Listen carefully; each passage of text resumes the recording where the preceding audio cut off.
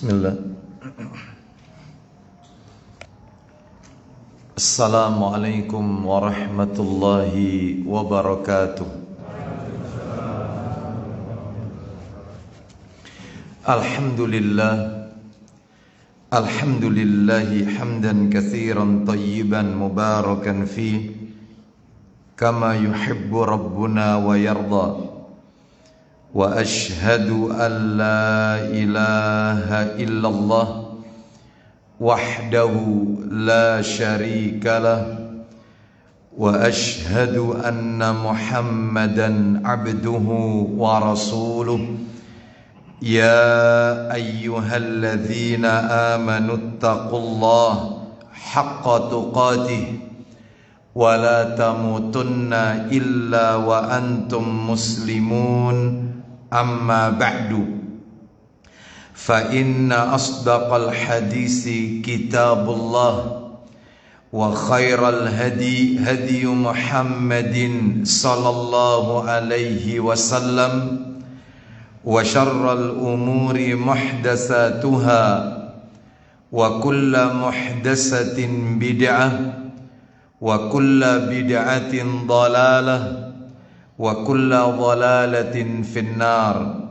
Ikhwan wa akhwati fillah, bapak-bapak, ibu-ibu, kaum muslimin dan muslimah, jamaah majelis taklim kajian subuh Masjid Nurul Iman yang semoga dimuliakan oleh Allah Subhanahu wa taala.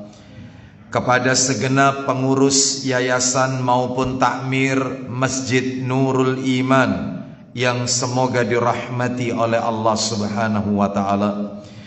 Tidak ada kata yang patut kita ucapkan di pagi hari ini selain rasa syukur kita kepada Allah Tabaraka wa taala atas segala karunia nikmat yang telah Allah berikan kepada kita, sehingga kita dipertemukan kembali di salah satu rumah Allah dari sekian banyak rumah-rumah Allah yang ada di muka bumi ini, yaitu Masjid Nurul Iman, di dalam rangka melaksanakan perintah Allah Subhanahu wa taala, yaitu ibadah salat subuh yang dilakukan secara berjamaah dan dilanjutkan dengan talabul ilmi, menuntut ilmu.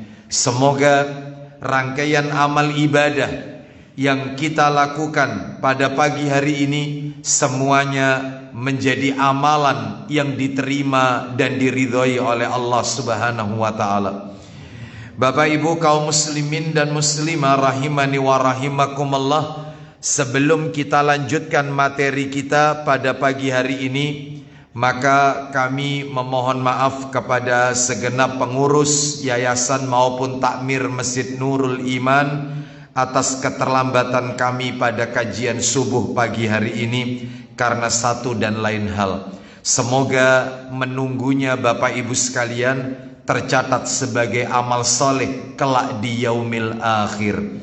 Bapak Ibu rahimani wa rahimakumullah, seperti biasa kajian kita di pekan yang keempat di Masjid Nurul Iman, Ahad yang keempat, pembahasannya adalah kitab yang ditulis oleh Syekh Yusuf bin Abdillah bin Yusuf Al-Wabil hafizahullah ta'ala, kitab yang berjudul Asyratus Sa'ah, kitab yang sudah diterjemahkan ke dalam bahasa Indonesia dengan terjemahan bebas, ensiklopedi hari kiamat menurut sunnah yang sahih. Pagi hari ini kita mencoba untuk langsung memasuki materi inti kita. Kita akan berbicara tentang tanda-tanda kiamat, sebagaimana yang pernah kami sampaikan pada kajian-kajian sebelumnya. Asyratus Sa'ah, tanda-tanda kiamat terbagi menjadi dua bagian. Ada tanda-tanda kiamat kecil, ada tanda-tanda kiamat besar. Ada as-sa'atus sughra, ada as-sa'atul kubra. Ada tanda-tanda kiamat kecil dan tanda-tanda kiamat besar. Apa bedanya? Tanda-tanda kiamat kecil adalah peristiwa-peristiwa yang terjadi yang dianggap lumrah, yang dianggap wajar oleh kaum muslimin, oleh manusia, dan kejadian itu selalu berulang terus hingga menuju kepada kiamat besar. Adapun tanda-tanda kiamat besar adalah peristiwa-peristiwa yang terjadi yang tidak dianggap lumrah. Artinya kejadian itu belum pernah terjadi dan kejadiannya cuma sekali, tidak berulang secara terus-menerus. Maka sebelum kita berbicara tentang tanda-tanda kiamat besar, tentunya kita harus mengawali kajian kita tanda-tanda kiamat kecil. Nah, ada 3 hal Bapak Ibu sekalian sebelum kita membahas tanda-tanda kiamat kecil, as-sa'atus sughra. Yang pertama yang perlu kita ketahui tentang tanda-tanda kiamat kecil, bukan berarti Allah Azza wa Jalla tidak kuasa menegakkan kiamat tanpa didahului adanya tanda-tanda. Namun disebutkan tanda-tanda tersebut adalah Allah Subhanahu wa ta'ala hendak memberikan kepada kita pelajaran, ya, kepada para hamba-hambanya. Allah hendak menunjukkan tentang kekuasaannya. Bukan berarti Allah tidak mampu. Sekarang mau kiamat bisa. Bahkan sekarang pun bumi ini hancur bisa. Itu adalah kemampuan Allah Azza wa Jalla. Mengapa harus didahului tanda-tanda kiamat kecil? Karena Allah hendak memberikan pelajaran, hikmah kepada para hamba-hambanya. Ini yang pertama. Yang kedua yang harus kita ketahui adalah kita wajib tunduk dengan khabar atau berita yang disampaikan oleh Rasulullah Sallallahu Alaihi Wasallam tentang perkara-perkara yang akan terjadi di masa-masa yang akan datang.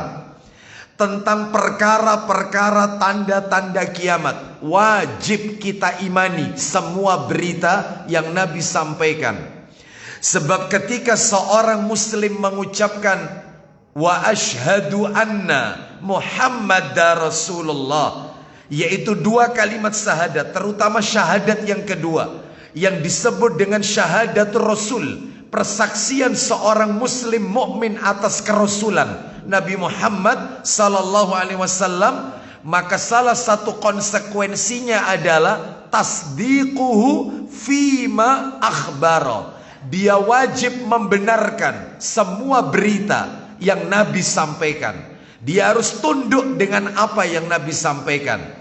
Sebagaimana Allah Subhanahu wa ta'ala berfirman di dalam Al-Quranul Karim, yaitu tepatnya di surat yang ke-59. Surat yang ke-59 adalah surat Al-Hasr. Ayatnya ayat yang ke-7. Kami akan bacakan pada penggalan ayat saja, tidak dari awal. Allah berfirman, "Wa ma atakumur rasulu fakhuduhu wa ma nahakum anhu fantahu." Yang artinya disebutkan di dalam ayat ini, silakan, sudah ketemu? Apa yang diberikan Rasul kepadamu, agak ke tengah, agak ke bawah, silakan. Apa yang diberikan Rasul kepadamu? Ada Pak?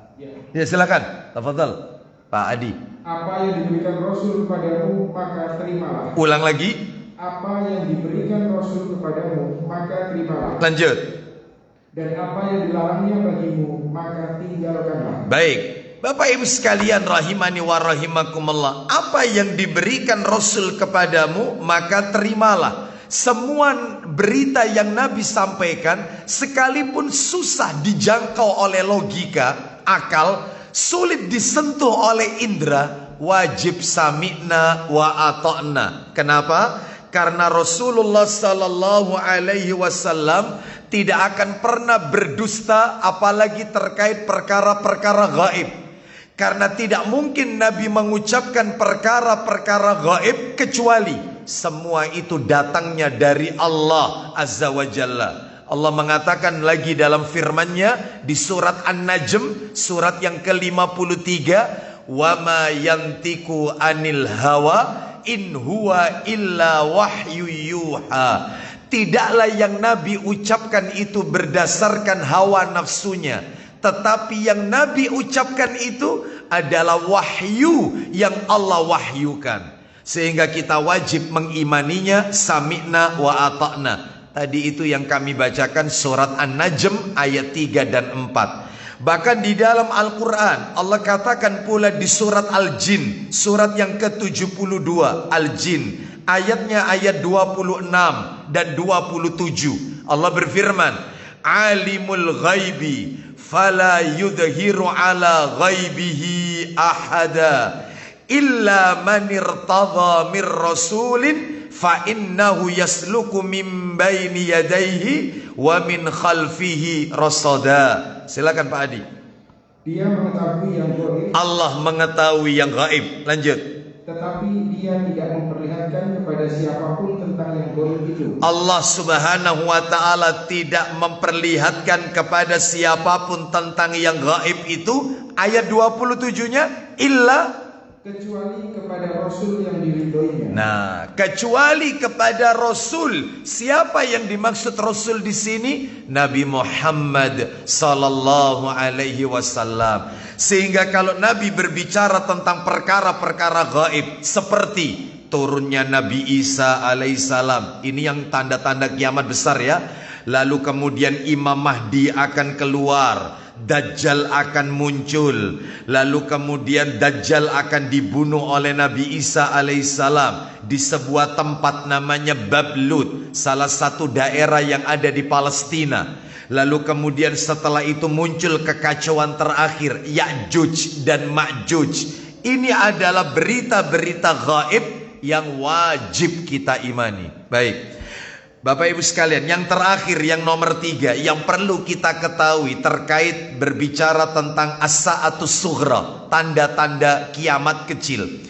Yang ketiga, sebagian daripada tanda-tanda yang Nabi sampaikan tidak disyaratkan adanya hukum Bapak Ibu sekalian. Maksudnya apa? Maksudnya jika tanda-tanda tersebut yaitu terjadi, baik tanda-tanda tersebut sesuatu yang jelek ataupun sesuatu yang baik, yang wajib ataupun yang haram, maka dalam hal ini tidak berdampak pada hukum. Contoh, Nabi Shallallahu Alaihi Wasallam mengabarkan kepada kita salah satu tanda-tanda kiamat kecil adalah jumlah kaum wanita lebih banyak daripada kaum laki-laki, hingga perbandingannya 50 dibanding 1. 50 kaum wanita, 1 laki-laki. Jumlah wanita lebih banyak. Bukan berarti kalau begitu ada di zaman kita ini wanita yang wanita yang melahirkan bayi perempuan, lalu kita hukumi bahwasanya Anda adalah menjadi penyebab, yaitu akan terjadinya kiamat. Bukan, tidak berdampak pada hukum ya. Contoh lagi, Nabi mengatakan seperti yang akan kita bahas sebentar lagi ini, yaitu tanda-tanda kiamat kecil. Munculnya orang-orang yang orang-orang miskin ya, membuat bangunan yang tinggi. Orang-orang yang kaya mendadak. Nah, seperti itu. Orang-orang yang tidak memakai alas kaki, tidak berpakaian, alias orang-orang miskin, membuat bangunan-bangunan menjulang tinggi. Baik, dan seperti ini sudah kita saksikan bersama Bapak Ibu sekalian, yaitu berita-berita yang bermunculan di layar kaca kita. Nah, yang awalnya mereka tidak memiliki apa-apa, ternyata mereka menjadi orang yang kaya raya dan seterusnya. Baik, ini bukan berarti berimplikasi pada hukum, berarti nggak boleh jadi orang kaya. Bukan seperti itu. Ini hanya sekedar berita yang Nabi sampaikan sebagai tanda-tanda kiamat kecil. Baik, maka pada pagi hari ini kita akan memasuki tanda-tanda kiamat kecil. Tanda kiamat kecil itu banyak Bapak Ibu, tidak kurang dari 30 tanda. Hari ini kita akan membahas nomor 1 dan nomor 2. Tanda-tanda kiamat kecil yang nomor 1 dan nomor 2. Apa itu? Yang pertama adalah budak wanita melahirkan majikan. budak wanita melahirkan majikan. Nanti saya jelaskan. Yang kedua, kaya mendadak. Orang miskin yang membuat bangunan menjulang tinggi alias kaya mendadak. Mana dalilnya? Dalilnya agak panjang. Kami akan bacakan hadis yang diriwayatkan oleh Muslim di dalam Sahih Muslim, ya. Di dalam Sahih Muslim, Bapak Ibu sekalian, rahimani wa rahimakumullah, yaitu hadis nomor 1, ya, hadis pertama ini, ya. Atau juga bisa kita lihat dalam riwayat Abu Dawud, dalam kitab Sunan Abu Dawud, hadis yang ke-4695, ya. Dan juga di dalam riwayat Tirmidzi juga bisa, dalam kitab Sunan Tirmidzi hadis yang ke-2610. Kita baca yang riwayat Muslim, saya bacakan saja. An Umar bin Al-Khattabi radhiyallahu an qala, dari sahabat Umar bin Al-Khattab radhiyallahu an, dia berkata, bainama nahnu julusun inda Rasulillahi sallallahu alaihi wasallam dzata yaumin. Suatu hari, kata Umar bin Khattab radhiyallahu an, suatu hari kami para sahabat duduk di dekat Rasulullah sallallahu alaihi wasallam. Ittala'a alaina rajulun syadidu bayadus thiyabi syadidu sawadas sya'ri. Artinya, tiba-tiba muncul seorang laki-laki yang memakai pakaian sangat putih dan rambutnya sangat hitam. La yura alaihi asarus safar wala ya'rifuhu minna ahadun. Tidak terlihat tanda-tanda atau bekas perjalanan dari orang itu.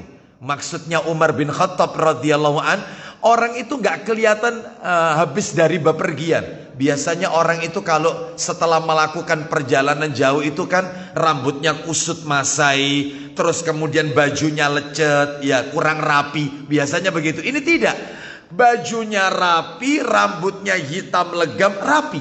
Tidak ada tanda-tanda bekas dari bepergian. Dan kata Umar bin Khattab radhiyallahu an, tidak ada seorang pun di antara kami yang mengenal orang itu. Ya, ini datang, ya, datang nggak ada satupun yang kenal. Ya, dia ini dari mana, siapa namanya, nggak ada yang kenal. Lalu kemudian hatta jalasa ilan nabi sallallahu alaihi wasallam, sampai akhirnya orang ini duduk di hadapan Nabi sallallahu alaihi wasallam. Fa asnada rukbatayhi ila rukbatayhi wa wada'a kaffayhi ala fakhidayhi. Kata Umar bin Khattab radhiyallahu an, orang ini duduk di hadapan Nabi, lalu lututnya disandarkan kepada lutut Nabi. Lutut ketemu lutut. Anda bisa bayangkan betapa dekatnya orang ini berhadapan dengan Nabi. Lututnya ditempelkan dengan lutut Nabi, dan kedua telapak tangannya, meletakkan kedua tangannya di atas paha Nabi. Sudah berhadapan ini. Ya, lutut bertemu lutut, kedua tangannya memegang paha Nabi. Berhadapan persis. Lalu kemudian apa yang terjadi?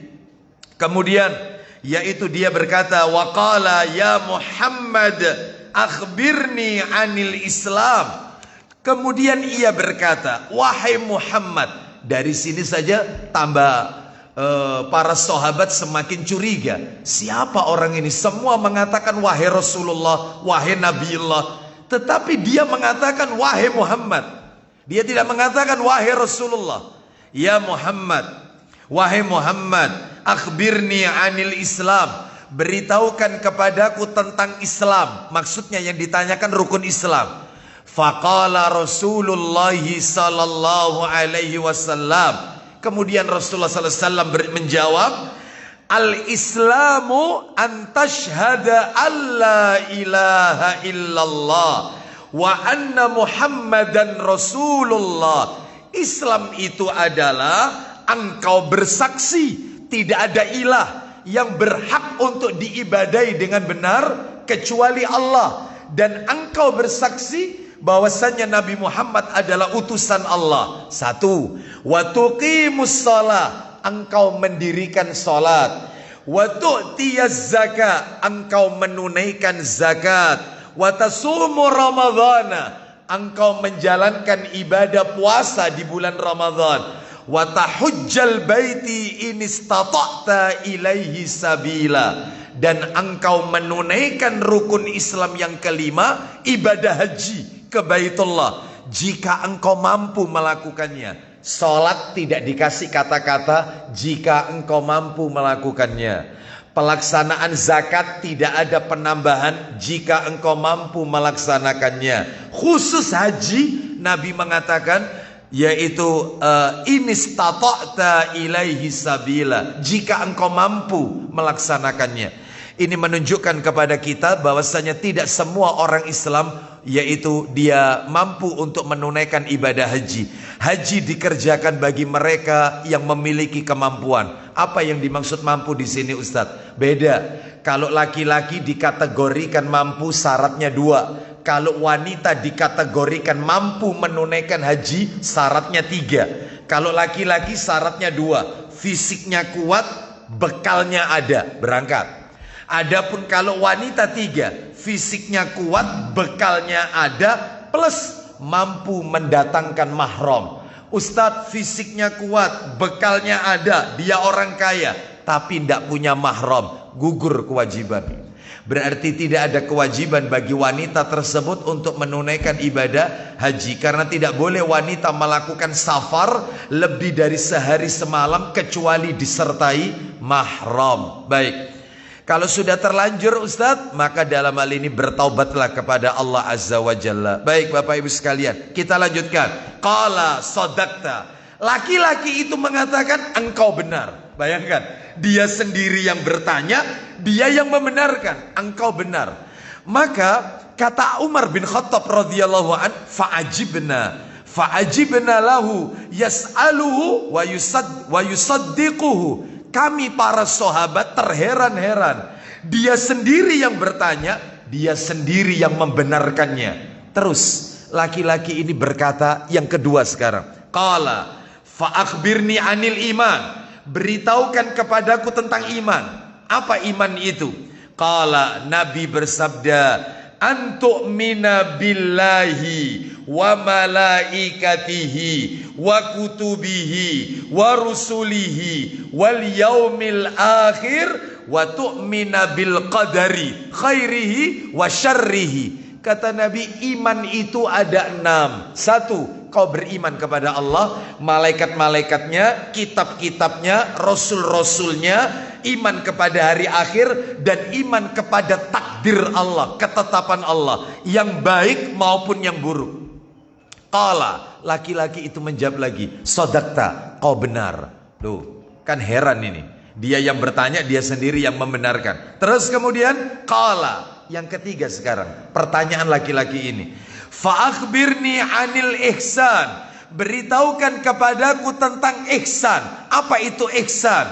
Qala, Nabi menjawab, anta'budallaha ka'annaka tarahu fa illam takun tarahu fa innahu yaraka. Ihsan itu adalah engkau beribadah kepada Allah seakan-akan engkau melihat Allah. Jika memang engkau tidak bisa melihat Allah, karena nggak mungkin di dunia bisa melihat Allah, maka sesungguhnya Dia melihatmu. Tanamkan dalam hatimu, Allah melihat dirimu.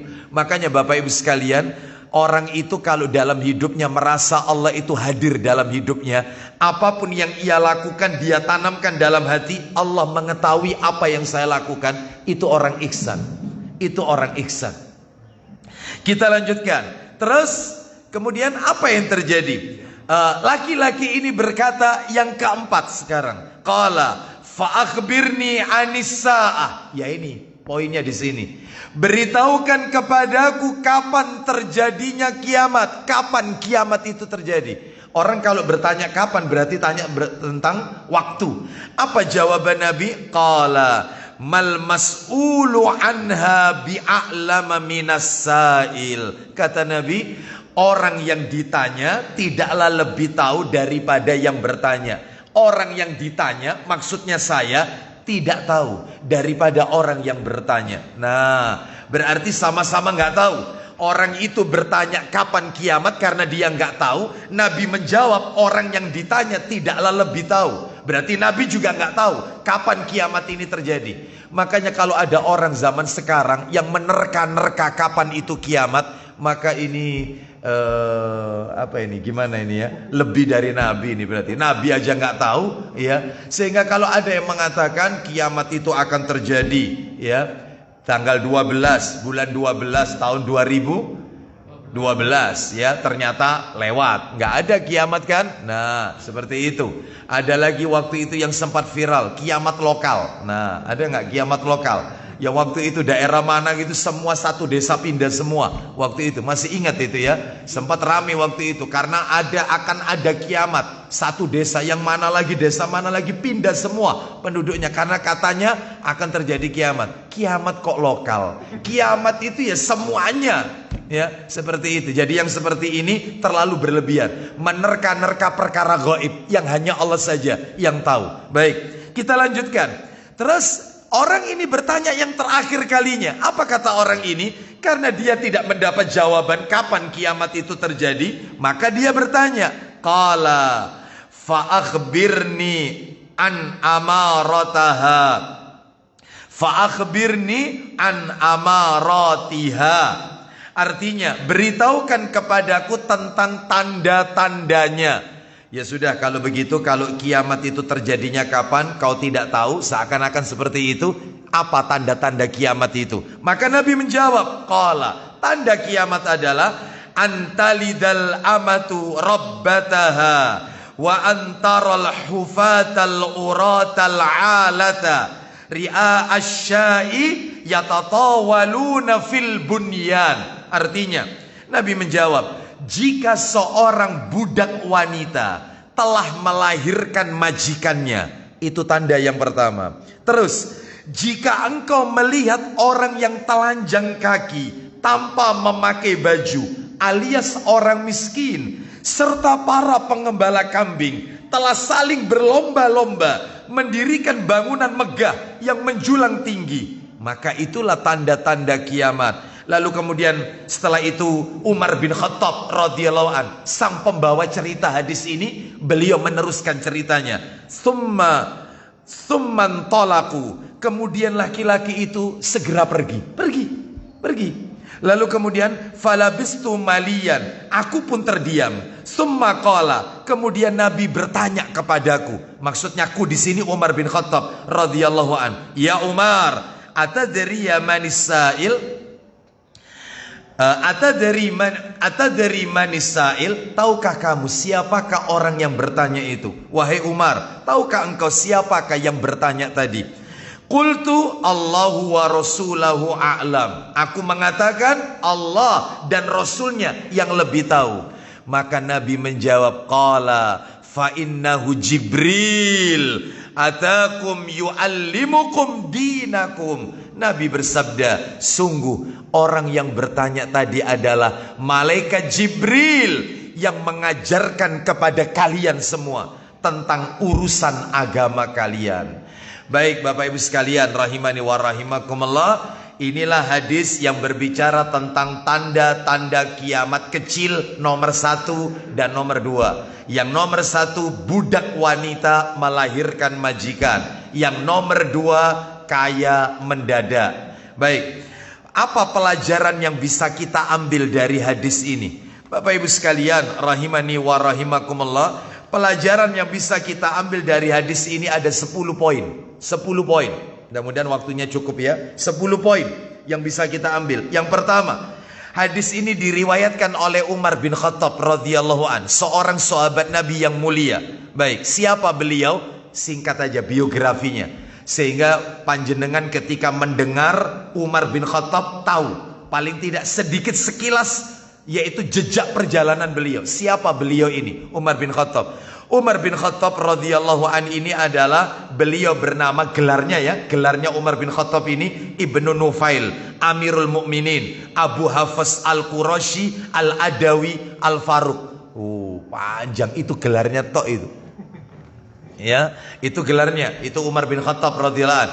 Beliau ini ibunya Umar bin Khattab ini namanya Hantamah binti Hisham bin Al-Mughirah, kakak perempuannya Abu Jahal.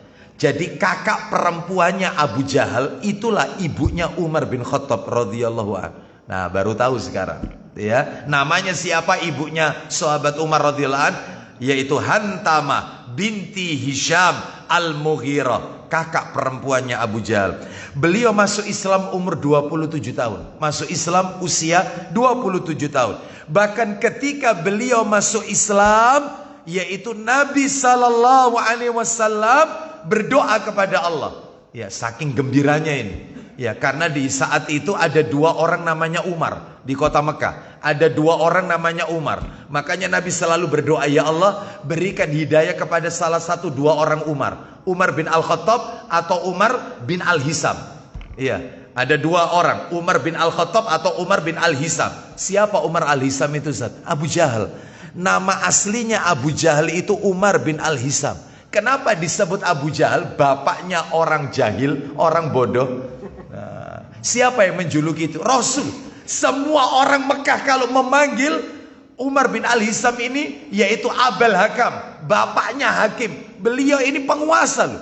Abu Jahal ini penguasa Mekah. Makanya disebut Abul Hakam, bapaknya hakim. Tapi Rasul saja yang mengatakan anta Abu Jahal. Kamu ini Abu Jahal, bapaknya orang jahil. Ya, jahil itu apa artinya? Bodoh. Ya, kenapa? Karena dia yaitu tidak mau mentauhidkan Allah Azza wa Jalla. Baik, Bapak Ibu sekalian, ketika Allah memilih Umar bin Al-Khattab, bukan Umar bin Hisham, untuk masuk Islam, Nabi berdoa, Allahumma a'izzal Islam bi Umar bin Al-Khattab. Ya Allah, muliakanlah Islam ini dengan Umar bin Al-Khattab. Muliakan Islam ini dengan Umar bin Al-Khattab. Senangnya Nabi, karena memang pengaruhnya luar biasa. Begitu sahabat Umar bin Al-Khattab masuk Islam, maka semua musuh-musuh Islam ketakutan. Ya, karena beliau orang yang paling ditakuti. Jangankan manusia, Umar bin Al-Khattab ini ditakuti oleh syaitan. Ditakuti oleh syaitan. Dalam sejarah dikatakan beliau ini posternya tinggi besar. Umar bin Al-Khattab radhiyallahu anhu, rahmukallah, tinggi besar, kekar, sangat putih kulitnya, dan kedua pundaknya bidang. Ya, dan ketika beliau tua, ujung jenggotnya berwarna hitam kemerah-merahan, serta ditakuti oleh syaitan. Apa kata Nabi dalam hadisnya, yaitu riwayat Muslim? Kata Nabi, walladzi nafsi biyadi ma laqika asyaitanu qattu salikan fajjan illa salaka fajjan ghaira fajjika. Demi Allah yang menguasai diriku, tidak ada syaitan yang berpapasan denganmu wahai Umar di satu jalan, melainkan syaitan itu pasti akan menyimpang cari jalan yang lain. Setan kalau ketemu Umar bin Khattab takut, mau ketemu aja cari jalan lain. Kalau sama kita gimana? Wah, koncoplek sudah, ya, papasan sudah, my friend, kan gitu ya. Bapak Ibu sekalian rahimani wa rahimah, setan aja takut. Ya. Terus beliau ini dikaruniai 13 orang anak, Umar bin Khattab radhiyallahu an. Terus kemudian beliau adalah orang yang pertama kali bergelar Amirul Mukminin. Abu Bakar As-Siddiq, khalifah yang pertama, tidak memiliki gelar Amirul Mukminin. Hanya Umar bin Al-Khattab radhiyallahu an orang yang pertama memiliki gelar Amirul Mukminin, pemimpin orang-orang yang beriman. Kita lanjutkan. Bapak Ibu sekalian, beliau Umar bin Khattab orang yang pertama kali membuat penanggalan Hijriah. Jadi kalau panjenengan hafal kalender Hijriah, Muharram, Safar, Rabiul Awal, Rabiul Akhir, Jumadil Ula, Jumadil Tsani, Rajab, Sya'ban, Ramadan, Syawal, Zulqa'dah, Zulhijjah, penanggalan tersebut adalah Umar bin Al-Khattab radhiyallahu an. Beliau mempelajari surat Al-Baqarah 12 tahun. Belajar khusus surat Al-Baqarah 286 ayat selama 12 tahun. Begitu faham makna yang dikandung oleh surat Al-Baqarah, maka beliau menyembelih seekor domba. Makanya boleh bagi para jamaah yang putra-putrinya sudah hafal Quran, maka sebagai wujud rasa syukur yaitu mengadakan tasyakuran, syukur. Boleh yang seperti ini. Sebagaimana yang dilakukan oleh sahabat Umar radhiyallahu anhu, sebagai rasa syukur beliau telah menguasai mempelajari surat Al-Baqarah, beliau sembelihkan seekor domba lalu dibagi-bagikan kepada fakir miskin. Terus kemudian beliau ini termasuk orang yang syahid. Nabi yang mengatakan orang ini akan mati syahid. Mana dalilnya? Jadi disebutkan di dalam satu riwayat Bukhari. Ini saya persingkat aja ya. Riwayat Bukhari bahwasanya Rasulullah SAW mendaki Gunung Uhud. Nabi mendaki Gunung Uhud. Lalu yang bersama dengan Nabi Abu Bakar, lalu Umar, lalu Utsman bin Affan radhiyallahu anhum ajmain. Berarti 4 orang, Nabi dan 3 orang sahabatnya. Lalu kemudian apa yang terjadi? Tiba-tiba Gunung Uhud itu terguncang. Gunung Uhud itu terguncang. Lalu kemudian Nabi menghentakkan kakinya sambil Nabi mengatakan, "Usbut Uhud, fa innama 'alaika nabiyyun wa siddiqun wa syahidani." Kata Nabi, tenang wahai Uhud, tenang. Karena di atasmu ada seorang nabi, seorang siddiq Abu Bakar, dan 2 orang yang mati syahid, akan mati syahid, Umar dan Utsman. Nabi sudah menginfokan, orangnya masih hidup. Tenang wahai Uhud, di atasmu ada seorang nabi, seorang siddiqin, dan 2 orang syahid, yaitu maksudnya Umar dan Utsman radhiyallahu an. Nah, beliau ini memiliki kedudukan yang mulia. Sampai-sampai Nabi mengatakan tentang Umar ya, tentang Umar. "Lau kana ba'di nabiyyun lakana Umar bin Al-Khattab." Seandainya setelah aku ada nabi lagi, maka yang akan jadi nabi Umar bin Khattab radhiyallahu anhu. Andai kata ada nabi setelah aku, Umar yang akan menjadi nabi. Ini menunjukkan tentang tingkat keagamaan Umar luar biasa. Seperti itu. Jadi bukan Mirza Ghulam Ahmad, bukan, ya, bukan Lia Eden, ya, bukan kemudian siapa itu mantan pemain bulu tangkis Ahmad Musaddiq, ya, yang mengaku nabi, katanya mendapatkan wahyu di bundaran HI Hotel Indonesia, ya. Kok bisa dapat wahyu di situ, ya? Nah, mengaku nabi kan, bukan hanya mengklaim sebagai nabi. Nanti kita akan bahas ini. Salah satu tanda kiamat adalah munculnya nabi palsu, munculnya orang-orang yang mengaku sebagai nabi. Itu nanti kalau nggak salah, yaitu nomor 5 dan nomor 6 itu. Tanda-tanda kiamat nomor 5 dan nomor 6 kalau nggak salah itu. Ya. Baik Bapak Ibu sekalian, kita lanjutkan. Terus kemudian salah satu hal yang terakhir yang bisa kami sampaikan tentang Umar bin Khattab radhiyallahu an, beliau ini adalah salah seorang sahabat Nabi yang dikafirkan oleh orang-orang Syiah. Bahkan orang-orang Syiah mengatakan Abu Bakar dan Umar, 2 orang ya, Abu Bakar dan Umar radhiyallahu an adalah berhala Quraisy yang terlaknat. Ini versi Syiah. Bahkan orang-orang Syiah tidak mau masuk ke salah satu pintu dari pintu-pintu Masjidil Haram, yang di situ ada gate atau pintu namanya gate Umar, bab Umar. Jadi panjenengan kalau ditakdirkan oleh Allah umrah, mudah-mudahan ditakdirkan oleh Allah Azza wa Jalla, atau menunaikan ibadah haji, nanti kalau sudah masuk Masjidil Haram, di situ banyak pintu. Ada pintu King Abdul Aziz, Raja Abdul Aziz, ada pintu Abu Bakar, ada pintu Umar. Nah ini gate Umar ini, orang Syiah nggak mau masuk di situ. Ini dulu loh ya, sebelum orang-orang Iran dilarang masuk oleh Saudi. Ya kalau sekarang kan nggak boleh, orang Syiah masuk ke Saudi kan sudah dihentikan karena mereka yang suka buat onar. Dan nggak usah kaget, Ka'bah itu pernah kehilangan Hajar Aswad 21 tahun. Jadi kita tawaf melambaikan tangan ke Hajar Aswad, itu nggak ada Hajar Aswadnya 21 tahun.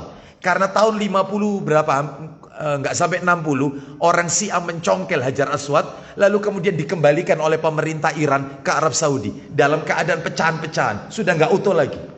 Syiah selalu buat onar, termasuk kejadian di terowongan Mina dan seterusnya. Maka semuanya adalah ulah Syiah. Karena apa? Karena itu sudah dibuat satu arah, tetapi mereka yaitu melawan arus, sehingga banyak yang terjepit dan seterusnya, dan terutama jamaah kita Syiah. Baik, apalagi mereka yel-yelnya itu bukan labbaik Allahumma labbaik. Talbiyahnya bukan begitu orang Syiah kalau haji.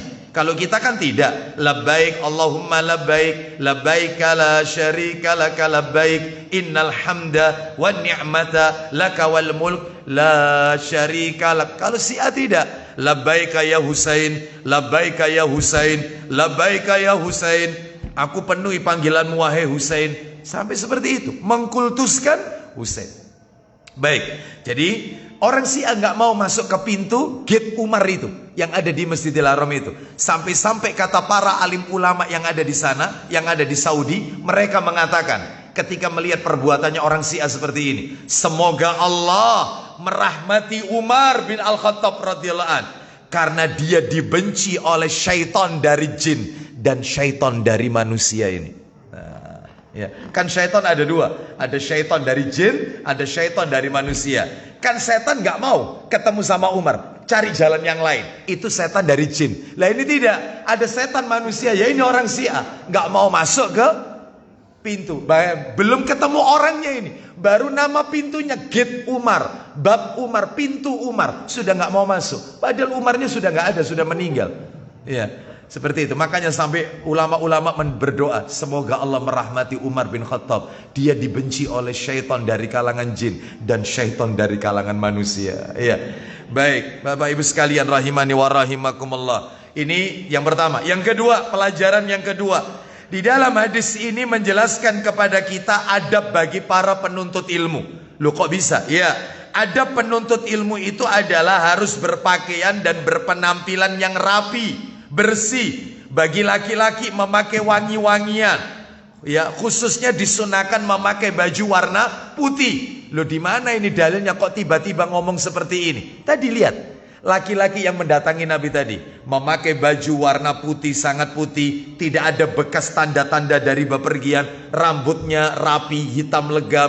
Berarti kalau begitu kata para alim ulama, orang kalau mau nuntut ilmu, orang kalau mau taklim, maka disunahkan yaitu berpakaian, berpenampilan yang rapi, bersih. Khusus laki-laki ditambah dengan memakai wangi-wangian, dan ditambah lagi untuk laki-laki memakai baju berwarna putih. Kenapa? Ayo coba dibuka Sahih Targhib wa Tarhib jilid 4 Pak Adi. Nomornya 2026 dari sahabat Ibnu Abbas radhiyallahu anhuma. 2026 Sahih Targhib wa Tarhib, kata Nabi, ilbasu min thiyabikumul bayadha fa innaha min khairi thiyabikum, atau kama qala Nabi sallallahu alaihi wasallam. 2026. Silakan Pak Adi baca. Pakailah Dari Ibnu Abbas, dibaca dulu. Dari Ibnu Abbas radhiyallahu anhu bahwasanya Rasulullah sallallahu alaihi wasallam bersabda, isinya, pakailah dari pakaian kalian yang putih. Pakailah dari pakaian kalian yang putih. Terus? Karena ia merupakan sebaik-baik pakaian kalian. Nah, seperti itu. Apa nggak boleh pakai baju warna selain putih? Boleh, ya boleh. Laki-laki bebas. Memang ada beberapa warna pakaian yang dihindari. Maaf ya, saya harus sebutkan ya. Seperti Nabi melarang memakai baju warna kuning. Kuning ya, memakai baju warna kuning, karena kata Nabi baju warna kuning ini adalah pakaian daripada orang-orang kafir. Ulama berbeda pendapat, yang dimaksud kuning ini yang bagaimana? Ada sebagian ulama yang mengatakan yang dimaksud kuning ini adalah kuning seperti warna pakaian biksu. Tahu biksu ya? Biksu, gimana kuningnya itu? Urin. Ya, kuning emas. Nah, itulah biksu bagaimana? Ya itu yang tidak boleh. Ada lagi ulama yang lain mengatakan bahwasanya yang dimaksud kuning ini adalah kuning yang mencolok. Setiap baju yang berwarna kuning yang mencolok itu nggak boleh.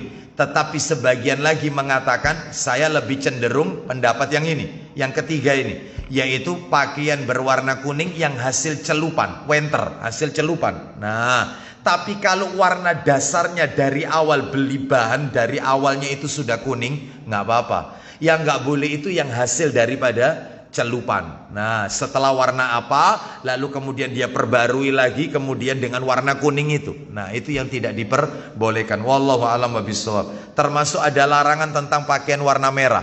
Nah, di sini ada warna merah. Tidak ada ya.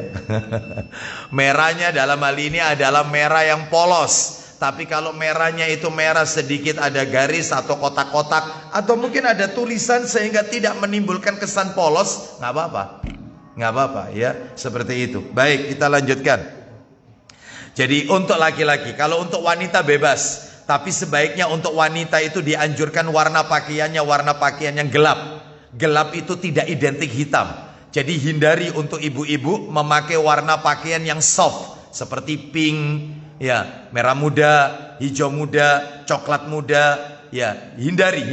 Kenapa? Karena masih bisa memperlihatkan lekukan tubuhnya, maaf, atau pakaian dalamnya. Sehingga carilah yang warna gelap dan kainnya tebal, tidak tipis, tidak tembus pandang. Ini untuk wanita. Silakan warna apapun boleh. Ya, wallahu a'lam bishawab. Kita lanjutkan, Bapak Ibu sekalian. Ini yang nomor 2. Nomor 3. Di dalam hadis yang tadi kami sampaikan, yang panjang tadi, menjelaskan kepada kita adab bagi penuntut ilmu adalah mendekat kepada gurunya. Sebagaimana yang dilakukan tadi oleh orang tadi, yang konon katanya kata Rasul malaikat Jibril mendekat kepada Nabi. Ya, jadi kalau ingin menuntut ilmu, adabnya adalah jangan jauh, mendekat. Mana dalilnya? Pak Adi tolong siapkan Sahih Muslim, nomornya 2038. Ayo cepat dikit. 2038 Sahih Muslim dari sahabat Abu Waqid Al-Laitsi radhiyallahu an. Muslim 2038, mendekat kepada guru. Jadi saya pernah ngisi taklim itu, kajiannya ba'da maghrib. Setelah sholat maghrib kemudian saya ngisi kajian, jamaahnya itu pada duduk di pinggir semua. Jadi di depan saya ini kosong semuanya, jadi membuat seperti kotak gitu, lingkaran gitu. Semuanya itu nempel tembok. Padahal nggak tua-tua amat sih, masih muda ya. Kalau tua wajar lah ya, dia butuh sandaran ya. Ini tolong yang masih muda-muda jangan bersandar ya, jangan bersandar ya. Kok bisa senden itu loh ya. Baik, nah seperti itu. Dan di depan saya bilang, Pak, merapat ke sini aja, nggak ada yang mau. Ya, padahal sunnahnya itu mendekat dengan guru taklim itu, bukan menjauh. Mana dalilnya? Kita dengarkan ini. Ayo Pak Adi, 2038. Ayo. Dari Abu Waqid Al-Laitsi radhiyallahu an, katanya pada suatu waktu ketika Rasulullah SAW sedang duduk di masjid beserta orang banyak, memberikan pengajian, tiba-tiba datang 3 orang serombongan. Yang 2 orang mendatangi Rasulullah SAW, sedang yang seorang lagi terus pergi begitu saja. Baik, perhatikan baik-baik Bapak Ibu sekalian, rahimani wa rahimakumullah. Jadi ada 3 orang yang hadir di majelisnya Rasulullah Sallallahu Alaihi Wasallam. Yang 2 orang masuk ke dalam majelisnya Nabi. Yang 1 orang pergi meninggalkan, yaitu majelisnya Rasul. Kenapa? Silakan. Yang 2 orang dulu kita dengarkan baik-baik. Silakan. Seorang di antara yang berdua mencari-cari tempat lowong dalam halakoh, lalu dia duduk di situ. Baik. Dari 2 orang yang masuk ke majelisnya Rasulullah SAW ini, orang yang pertama mencari tempat yang kosong sampai dia duduk di depan Rasul SAW. Sedangkan orang yang kedua, dia malu melangkahi pundaknya orang, jadi duduk sedapatnya, tapi tetap masuk dia karena di depan sudah penuh, ini sudah penuh. Dan dia yaitu khawatir mengganggu jamaah dengan melangkahi pundak jamaah, sehingga dia duduk sedapatnya. Lanjut Pak Adi, silakan. Dan yang seorang lagi mencari-cari tempat dan duduk di bagian belakang. Nah, duduk bagian belakang, dia seadanya. Sedangkan yang nomor 3, silakan. Dan orang yang ketiga pergi saja kembali. Baik, kan ada orang yang nomor 3 gini, kajian ustadz, misalnya ustadz kibar, ustadz yang terkenal. Begitu masuk, waduh parkir begini, wah gak oleh parkir ini kayak begini. Mulai. Ada nggak model kayak gini? Banyak. Allahu Akbar. Ya. Baru lihat parkirnya ini, ya Allah, wes ake gak bisa masuk ini ya.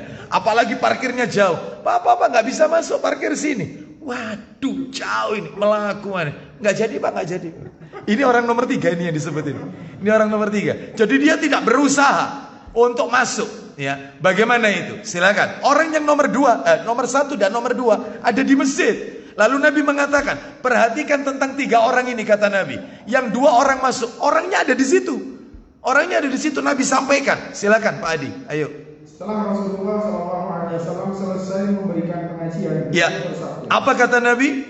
Perhatikanlah, kuberitahukan kepada anda sekalian tentang orang yang bertiga ketiga itu. Nah, yang 2 orang ada di masjid ini. Lanjutkan. Satu di antaranya mencari tempat di sisi Allah. Maka Allah melapangkan tempat baginya. Nanti di hari kiamat Allah akan lapangkan tempatnya di hari kiamat. Karena dia berusaha mendekat. Oh, itu nomor 1. Lah yang nomor 2, silakan. Orang yang kedua malu-malu. Malu-malu, melangkai pundak orang, ganggu orang, sehingga dia duduk sedapatnya. Yang penting dia ikut kajian, meskipun di bagian belakang. Ya padahal dia sudah berusaha ini ya. Terus lanjut, maka Allah malu pula kepadanya. Kata para alim ulama, yang dimaksud Allah malu pula kepadanya, maksudnya apa? Allah malu kalau tidak memberikan pahala. Allah malu kalau tidak mengampuni dosa orang tersebut. Allah malu kalau tidak memasukkannya ke dalam surga. Sampai seperti itu. Ya, jadi tapi ya tetap berusaha. Jangan kemudian kini dekat, terutama yang dekat AC itu ya. Terus kemudian ada sendenan ya. Plus dekat konsumsi. Wah, paling enak itu sudah. Paling enak karena dia dulu yang dapat duluan soalnya. Sudah, jangan, ya harus berusaha cari depan. Ini kan ada tempat kosong di sini. Nah, kenapa kok tidak dipilih yang di sini? Milih di belakang, ya. Baik, gak apa-apa Ustadz, kan masuk nomor 2 tadi Ustadz. Ya sudahlah, gak apa-apa ya. Ya. Nah, kita lihat ini, kita lihat nomor 3. Nomor 3, silakan. Dan orang yang ketiga jelas berpaling. Jelas berpaling, maka Allah berpaling pula daripadanya. Nah, maka Allah juga akan berpaling kepada orang tersebut, ya. Jadi Allah tidak akan menghiraukan orang tersebut. Yang keempat sekarang. Jadi kalau yang nomor 3 tadi adabnya penuntut ilmu mendekat kepada guru. Yang nomor 4, panjenengan perhatikan hadis tadi. Pertanyaan malaikat Jibril tadi, yang pertama Islam, lalu yang kedua tentang iman, yang nomor 3 tentang ihsan, yang nomor 4 tentang kiamat. Perhatikan, katanya para ulama, hadis ini menjelaskan kepada kita tentang tingkatan seorang hamba dalam beribadah kepada Allah Azza wa Jalla. Apa itu tingkatannya? Level bawah muslim, level atasnya mukmin, level atas yang paling tinggi muhsin, Islam, iman, ihsan. Orangnya muslim, mukmin, muhsin. Level atas itu muhsin.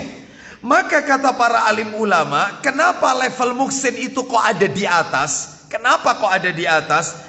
Karena orang yang berada pada level muhsin atau ihsan, perbuatannya ihsan, orangnya namanya muhsin. Muhsin perbuatannya ya. Orang yang berada pada level muhsin, dia tidak hanya menjalankan syariat-syariat Islam secara zahir. Jadi orang muhsin itu tidak hanya sholat, tidak hanya puasa, zakat, haji, umroh, baca Quran, baca sholawat, zikir. Bukan hanya itu saja. Tapi level muhsin ini adalah, yaitu bukan juga orang yang mengimani Allah, mengimani malaikat. Tidak sekedar itu. Tetapi level muhsin adalah orang yang sampai pada taraf merasakan kehadiran Allah dekat dalam hidupnya. Makanya orang itu kalau muhsin, maka tentunya dia akan memelihara dirinya dari perbuatan dosa. Berarti Ustadz kalau gitu Ustadz koruptor itu bukan muhsin? Ya bukanlah, ya bukan. Karena dia tidak merasakan Allah hadir dalam hidupnya. Kalau dia merasakan, dia tanamkan dalam hatinya, Allah lihat saya, nggak mungkin korupsi, nggak mungkin. Ya, karena dia tidak merasakan dilihat Allah Azza wa Jalla, dia tidak tanamkan itu, maka dia melakukan perbuatan dosa dan seterusnya. Maka kata para alim ulama lagi, orang mukmin pasti muslim, tapi muslim belum tentu mukmin. Saya ulang, orang yang mukmin, orang yang beriman pasti muslim, pasti Islam, tetapi orang Islam belum tentu beriman. Mana dalilnya? Buka surat 49 Al-Hujurat. Ayo, suratnya 49 Al-Hujurat, ayatnya ayat 14 dan 15. Surat 49 Pak Adi. Surat 49 ayatnya ayat 14 dan 15. Qalatil a'rabu amanna qul lam tu'minu walakin qulu aslamna walamma yadkhulul imanu fi qulubikum wa in tuti'ullaha wa rasulahu la yalitkum min a'malikum syai'a innallaha ghafurur rahim. Innamal mu'minuna alladzina amanu billahi wa rasulihi thumma lam yartabu wajahadu bi amwalihim wa anfusihim fi sabilillah ulaika humus shadiqun. Silakan. Orang-orang Arab Badui berkata. Baik. Jadi Bapak Ibu, orang Arab itu ada dua. Lihat itu, saya baca sedikit ya di awal. Qalatil a'rab. A'rab, kalau dikatakan Arab itu berarti orang Arab pedesaan, orang Arab yang tinggal di desa, Arab. Tetapi kalau Arabiyun, Arabi, itu orang Arab kota. Ya beda. Orang Arab ada dua, ada Arab kota, ada Arab desa. Arab kota Arabiyun, Arabi. Jadi ain terus ra, terus ba dan seterusnya. Arabi, Arab. Adapun kalau Arab, maka ini adalah Arab desa. Makanya Arab Badui itu disebutkan Arab, gitu ya. Nah di sini ada orang Arab ini.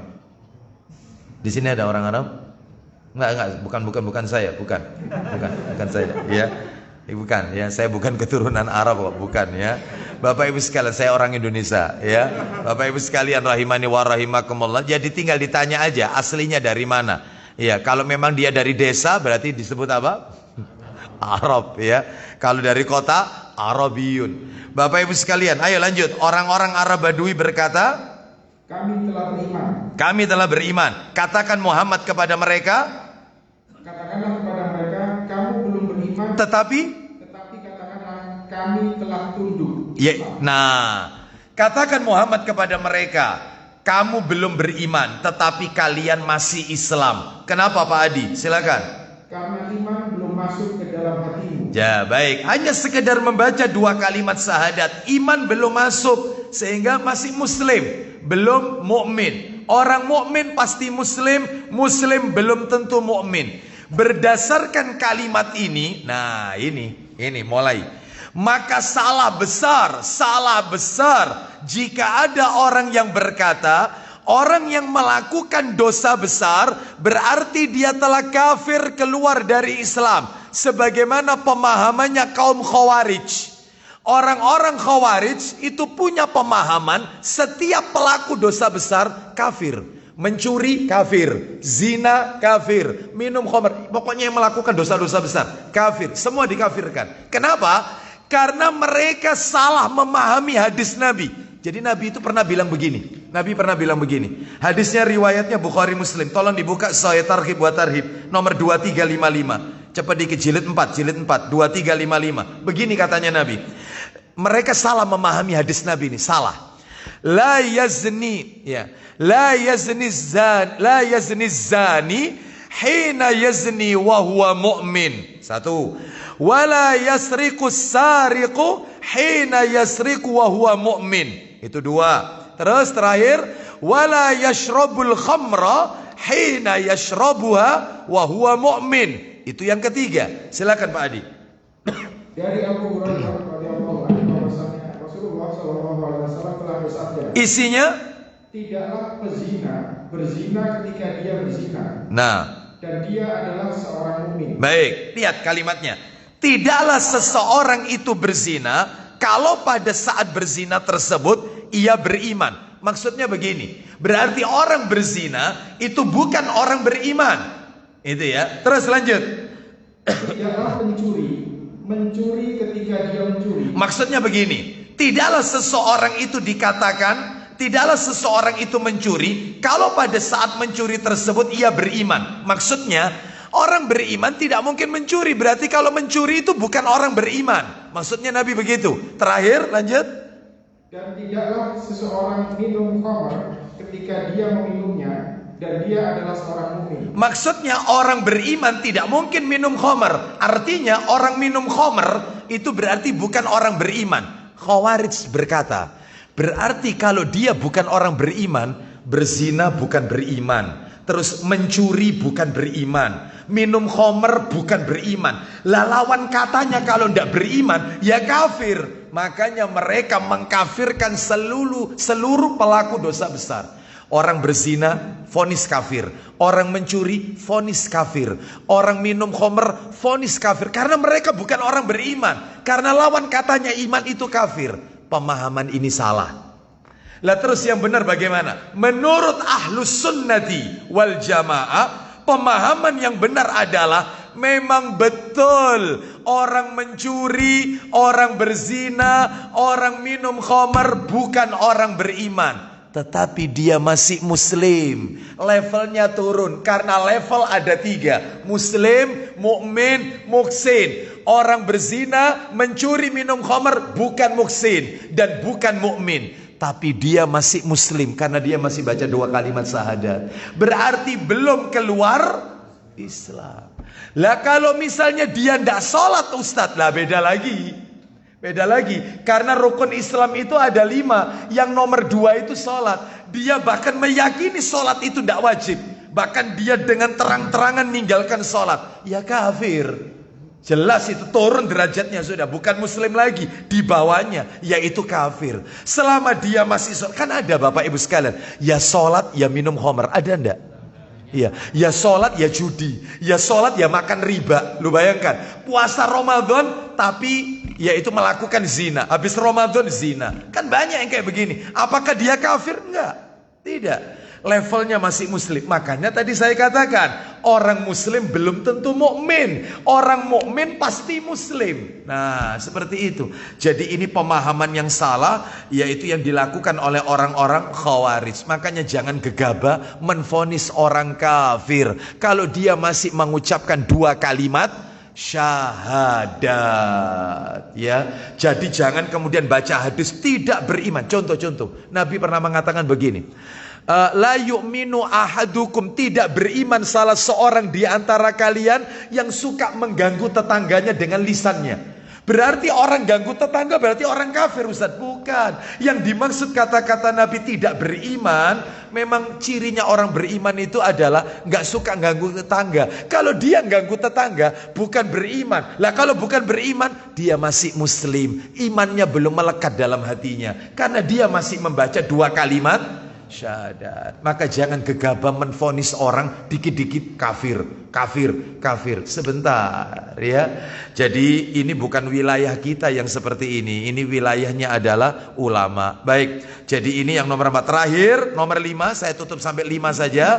Berarti separuh ya. Yang separuhnya insya Allah kita lanjutkan. Berarti kita masih belum masuk poin ini ya. Tanda-tanda kiamatnya ya. Ini masih pelajaran dari hadis yang tadi kami sampaikan. Hadis ini menjelaskan kepada kita bahwasanya ada penuntut ilmu itu tidak boleh bertanya tentang sesuatu yang telah ia ketahui dengan tujuan untuk menjatuhkan gurunya.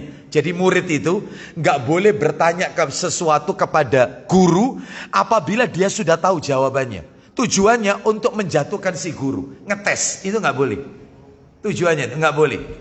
Ya, tujuannya nggak boleh. Kecuali, maaf ini, ada seseorang bertanya, padahal dia sudah tahu jawabannya, tetapi supaya guru itu menyampaikan jawabannya supaya diketahui oleh semua orang. Contohnya begini. Ustadz, saya mau tanya, padahal dia sudah tahu sebenarnya jawabannya. Dia sudah tahu itu jawabannya. Ustadz, saya mau tanya, bagaimana hukumnya Ustadz, yaitu memajang yaitu gambar-gambar makhluk bernyawa. Nah, bagaimana hukumnya memajang figura-figura atau foto-foto, entah digital, entah lukisan, makhluk bernyawa, entah manusia, entah tumbuhan atau hewan. Mohon maaf ini, manusia atau hewan. Kalau tumbuhan nggak apa-apa ya, karena tumbuhan itu tidak ditiupkan ruh, sedangkan manusia dan hewan itu ditiupkan ruh. Bagaimana hukumnya? Dia sudah tahu sebenarnya jawabannya. Dia tahu bahwasanya nggak boleh, malaikat rahmat nggak mau masuk rumah yang di dalamnya ada gambar, figura, foto, baik digital maupun lukisan makhluk bernyawa. Dia sudah tahu. Tapi semua maksudnya dia tanya, semua agar jawabannya Ustadz itu didengarkan oleh jamaah yang lain, yang ternyata di situ masih banyak yang memajang foto-foto, gambar-gambar makhluk bernyawa dan seterusnya. Lah yang seperti ini boleh, tapi kalau tujuannya untuk ngetes ustadznya, itu nggak boleh. Ya, siapa yang tahu dalam hal ini? Allah Azza wa Jalla. Ya, oleh karena itu makanya malaikat Jibril tadi bertanya kepada Nabi kan, "Hai Muhammad, apa itu Islam?" Dijawab. Setelah Nabi jawab, apa katanya malaikat Jibril? "Kau benar, engkau benar." Dia sudah tahu sebenarnya, kau benar. Seperti itu. Kenapa? Lihat kata-katanya Nabi terakhir, hadis tadi.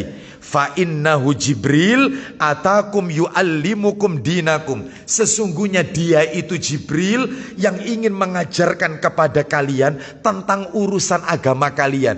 Jadi supaya jawabannya Nabi tentang Islam itu ada 5, rukun iman ada 6, apa itu ihsan, kiamat itu tanda-tandanya apa, supaya jamaah yang lain itu pada tahu.